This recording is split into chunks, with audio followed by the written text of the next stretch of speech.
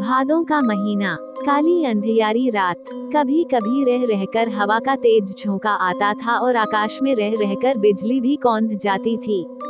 रमेसर काका अपने घर से दूर घोठे पर मड़ाई में लेटे हुए थे। रमेसर काका का घोठा गांव से थोड़ी दूर एक गधाही तालाब के किनारे था। गधाही बहुत बड़ी नहीं थी, पर बरसात में लबालब भर जाती थी और इसमें इतने घास फूस उगाते थे कि डरावनी लगने लगती थी।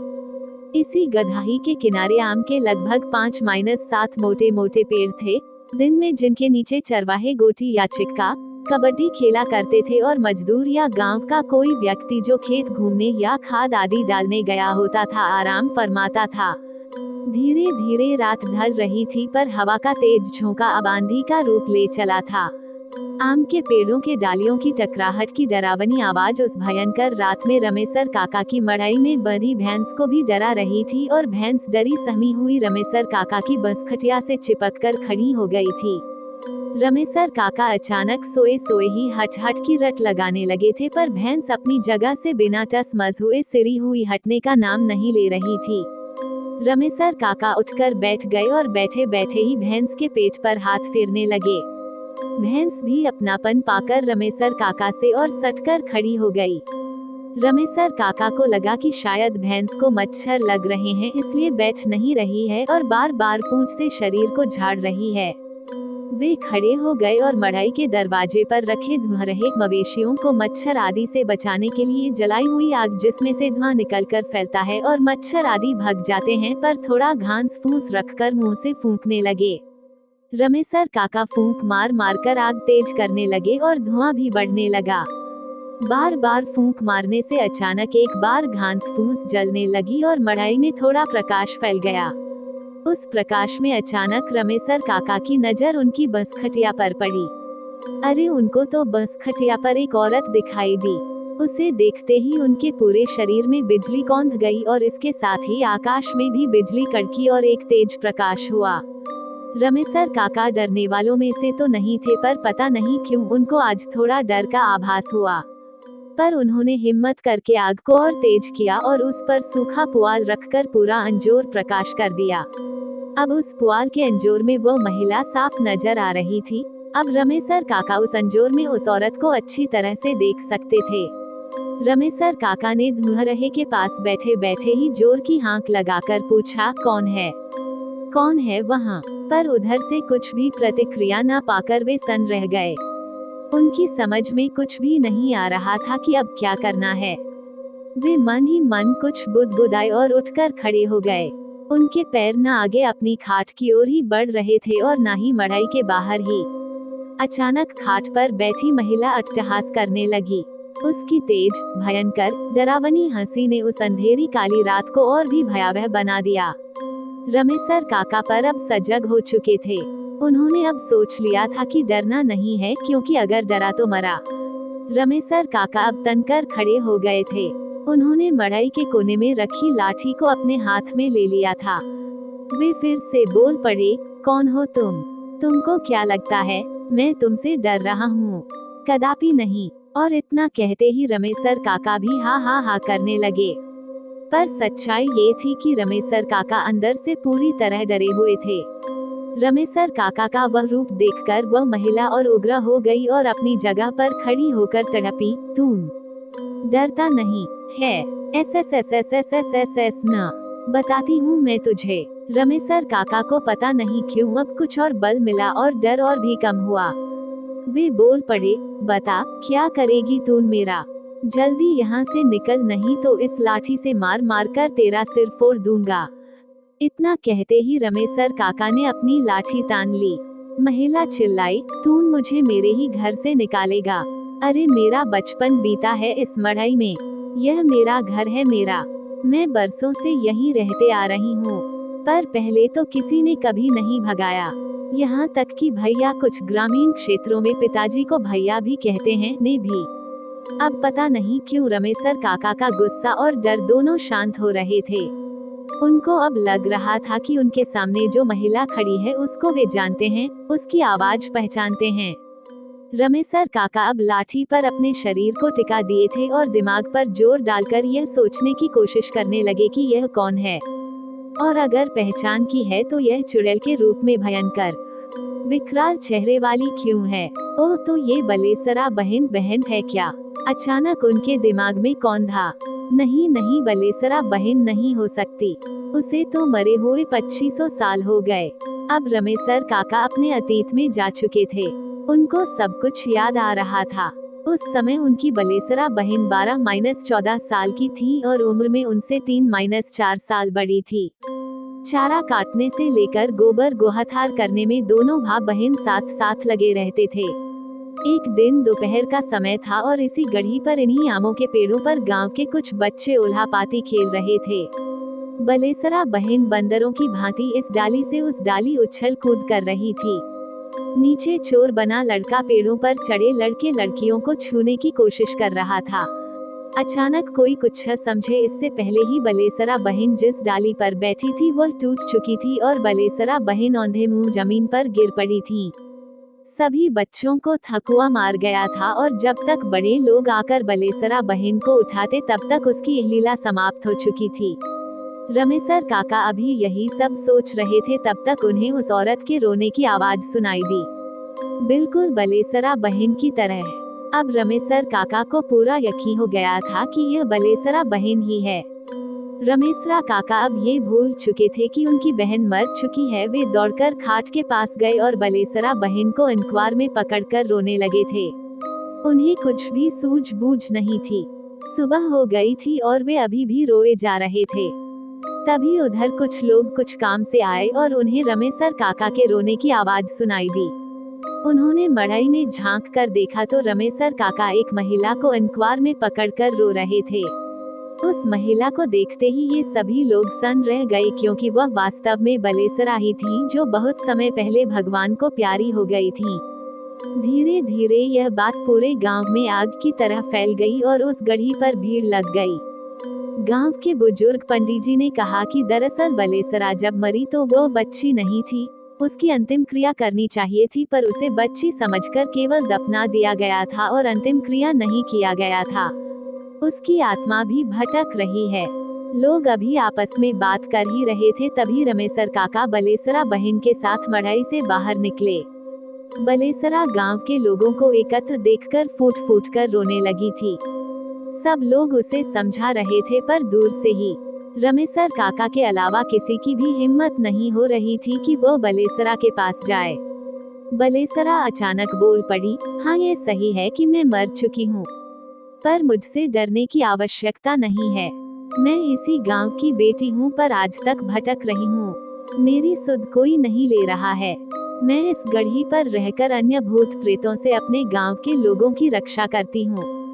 मैं नहीं चाहती हूँ कि इस गढ़ी पर, इन आम के पेड़ों पर अगर कोई गांव का व्यक्ति उल्हापाती खेले तो उसे किसी भूत का कोपभाजन बनना पड़े।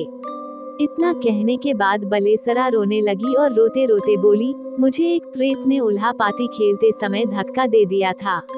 आगे बलेसरा ने जो कुछ बताया उससे लोगों के रोए खड़े हो गए। बलेसरा ने क्या क्या बताया इसे जानने के लिए इस कहानी की अगली कड़ी का आपको इंतजार करना पड़ेगा।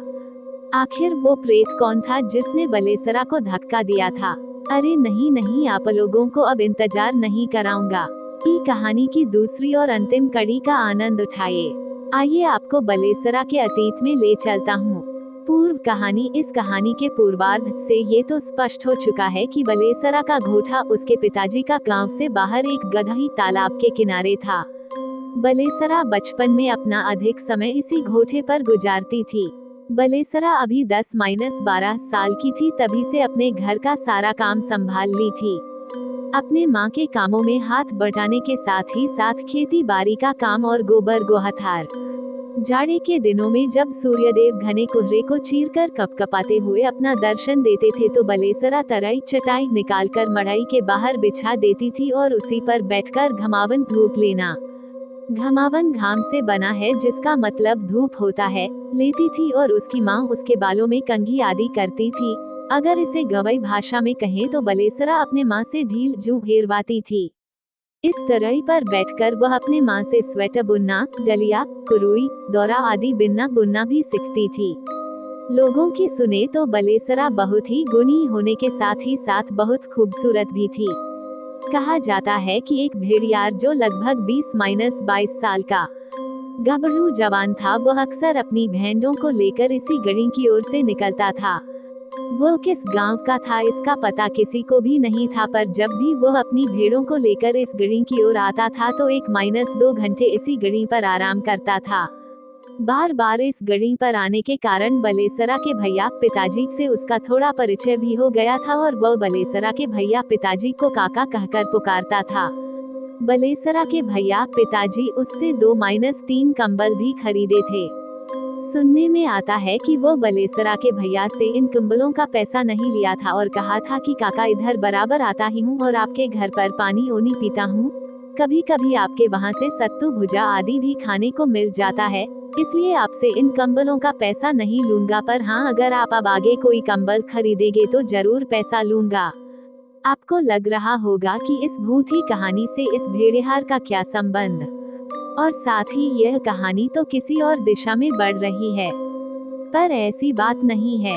दरअसल हुआ ये कि एक दिन उस भेड़िहार ने बलेसरा के भैया पिताजी से कहा कि काका हम आपकी छवड़ी लड़की से ब्याह विवाह करना चाहते हैं। ये बात सुनते ही बलेसरा के भैया पिताजी दौड़कर मड़ई में से लूर लाठी निकाल लाए और गुस्से में उस भेड़िहार को 2-3 लूर जमा दिए और उसे वहां से भागने के लिए कहे, और साथ ही यह भी कहे कि फिर कभी सा गढ़ी पर अपनी सूरत मत दिखाना। इस बात को बीते कई महीने हो गए थे, पर एक दिन अचानक वह भेड़िहार फिर से उस गढ़ी पर प्रकट हुआ। इस बार उसने अपनी भेड़ों को बलेसरा की मड़ी से दूर ही रखा और गढ़ी के दूसरे किनारे पर एक छोटी मड़ई डालकर रहने लगा। बलेसरा के भैया पिताजी को इससे कोई फर्क नहीं पड़ा। वह भेड़िहार प्रतिदिन सुबह में अपनी भेड़ों को लेकर निकल जाता, पर शाम को उसी गढ़ी पर वापस आकर रात बिताता। एक दिन मौका देखकर उसने फिर से बलेसरा के भैया को कहा कि वो बलेसरा का विवाह उससे कर दे, पर बलेसरा के भैया इस बार भी तैयार नहीं हुए और फिर से उसको मारने पर उतारू हो गए, पर वह भेड़िहार डरा नहीं और सिर्फ इतना ही कहकर चला गया कि जैसी आपकी मर्जी। कहा जाता है कि उसी दिन रात को वह भेड़िहार फिर से अपनी भेड़ों के साथ उस गदही पर आया और शराब के नशे में पता नहीं क्या क्या बोला।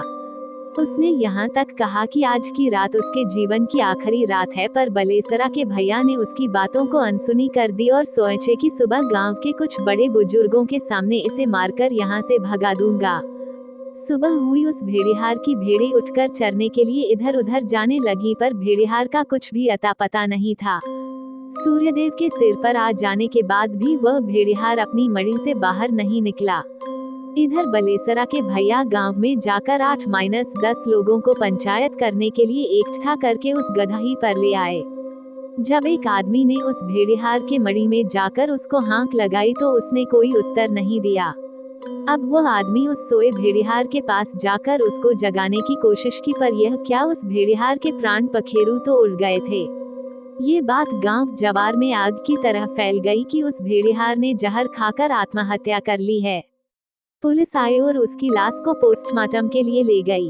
खैर यह बात आई गई हो गई। इस घटना के लगभग 1 साल बाद एक दिन जब बलेसरा गांव के ही कुछ बकरी गाय आदि के चरवाहों के साथ उल्हापाती खेल रही थी तो वही डाल टूट गई जिस पर वह बैठी थी और उसकी भी लीला समाप्त हो गई। गांव के लोगों को यह मात्र एक दुर्घटना लगी थी और उनको लगा था कि पेड़ पर से गिरकर बलेसरा की मौत हो गई। उसको उसी गदही पर एक कोने में दफना दिया गया, क्योंकि उसके घर वालों को लगा था कि बलेसरा अभी 11-12 साल की बच्ची ही तो है।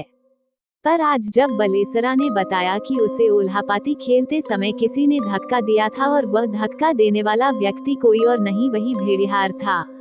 बलेसरा ने सुबकते हुए आगे कहा कि जब से वह भेड़िहार मरा उसके लगभग 1 महीने बाद से ही उसे लगने लगा था कि कोई साया उसका पीछा कर रही है, पर उसने यह बात किसी से नहीं बताई।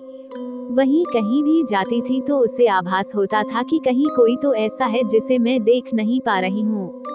बलेसरा ने बताया कि एक दिन वह मड़ी में अकेले थी। उस दिन उसके माता पिता ऊख छिलने गन्ने के खेत में गए थे और बलेसरा मड़ी में खाना बना रही थी। तभी वह भेड़िहार प्रकट हुआ और बलेसरा कुछ समझे इसके पहले ही फूट फूट कर रोने लगा। बलेसरा की तो चीख निकल गई, पर उस भेड़िहार ने उसे न डरने के लिए कहा और कहा कि वो उससे शादी कर ले, पर बलेसरा ने मना कर दिया। इसके बाद वह भेड़िहार गायब हो गया और इस घटना के 4-5 दिन बाद ही उसने बलेसरा को पेड़ से धक्का देकर मार डाला। बलेसरा आगे रो रो कर कहने लगी कि उस भेड़िहार ने मुझ पर कब्जा कर लिया है।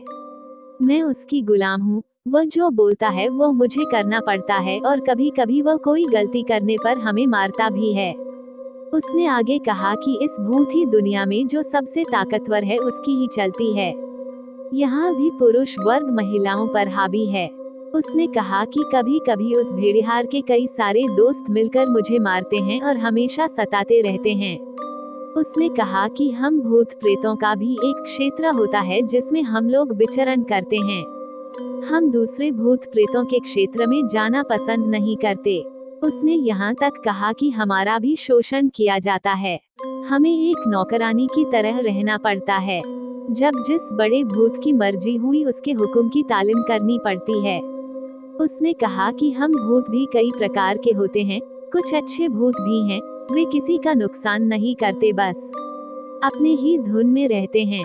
उसने कहा कि हम भूत प्रेत में भी हर जातियों के भूत हैं, कोई मुसलमान तो कोई हिंदू तो कोई और हम लोग विशेषकर अपनी जाति के पूजा पाठ करने वाले लोगों से दूर रहना ही पसंद करते हैं।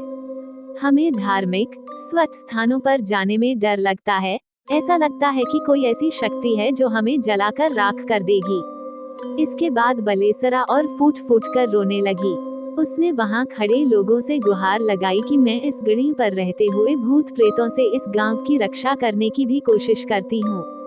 आखिर कब तक मैं ऐसे ही भटकती रहूंगी और उस भेड़िहार का अत्याचार सहती रहूंगी। उसकी बात सुनकर गांव के पंडित जी आगे आए और बोले कि बेटी, आज ही तेरा उद्धार करने के लिए हम लोग कुछ करेंगे और उसे इस भूती दुनिया से छुटकारा दिलाकर तुझे इस प्रेतात्मा से मुक्ति दिला देंगे। इसके बाद बलेसरा अचानक गायब हो गई और पंडित जी ने उसी दिन बाजार से धार्मिक अनुष्ठान के लिए कुछ सामान मंगाए और दूसरे दिन सुबह कुछ पूजा पाठ किए। कहा जाता है कि अब बलेसरा को मुक्ति मिल गई है। सादर। यदि ये कहानी आपको पसंद आई हो तो अपने दोस्तों और अन्य लोगों के साथ शेयर जरूर करिएगा।